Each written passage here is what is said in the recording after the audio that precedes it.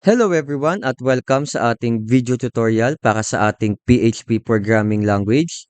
And for today's video, pag-uusapan natin kung paano tayo gagawa ng ating login page using PHP and MySQL.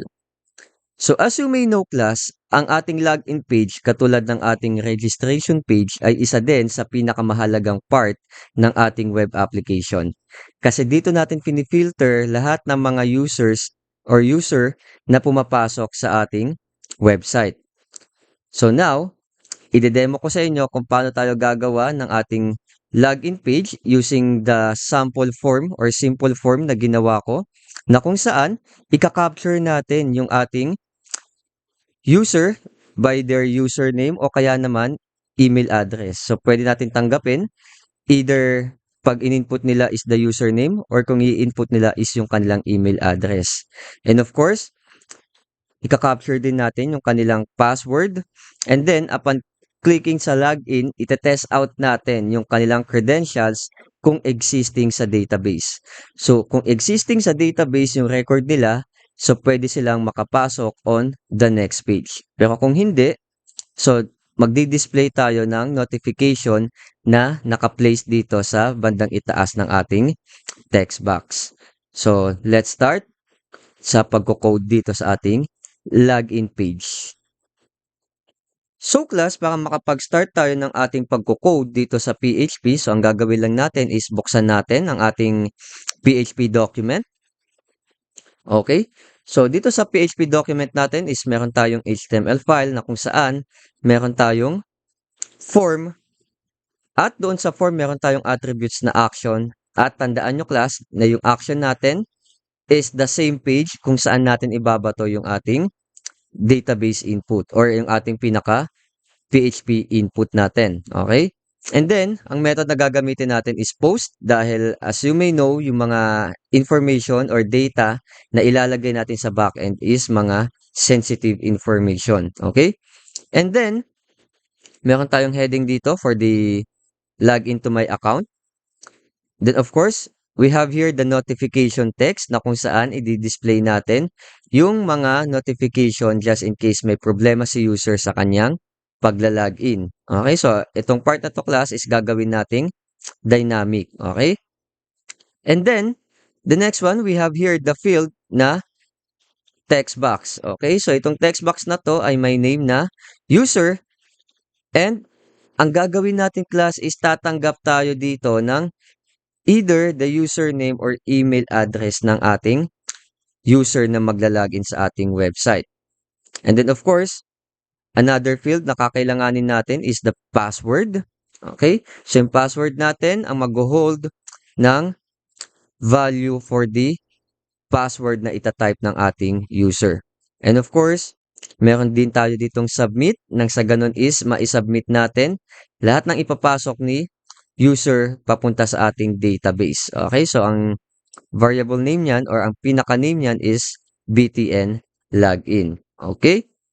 So now, kung makikita ninyo, ito yung magiging output natin for this video.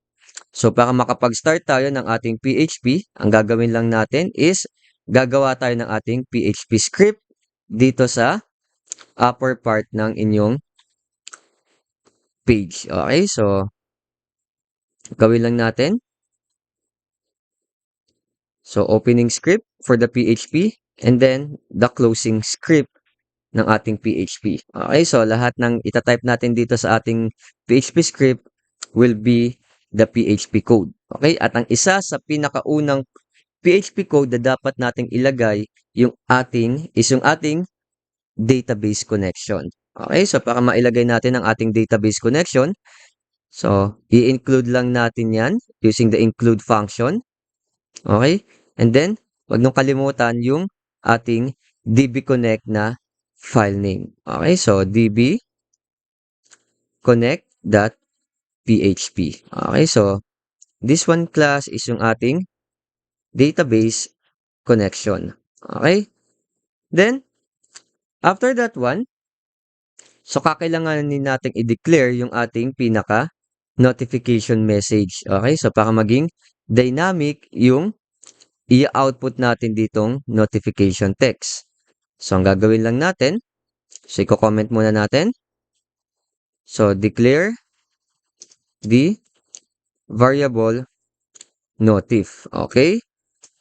So, ang gagawin natin, so si variable notif ay ide-declare natin as text. Okay?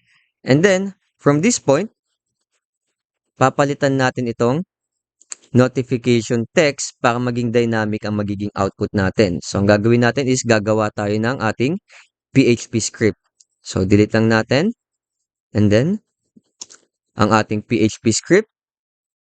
At sa loob ng ating script ay maglalagay tayo ng echo para ma-output natin si notif dito sa ating part ng notification. Okay, so kung ite-test out natin yan, so instead of the blank, maglalagay tayo ng sample text. Okay, so this will be the sample notification. Okay, so test natin. So save natin ang ating PHP file and then run natin, and then kung mapapansin nyo class, so we have here a sample text na sample notification ang value. Okay?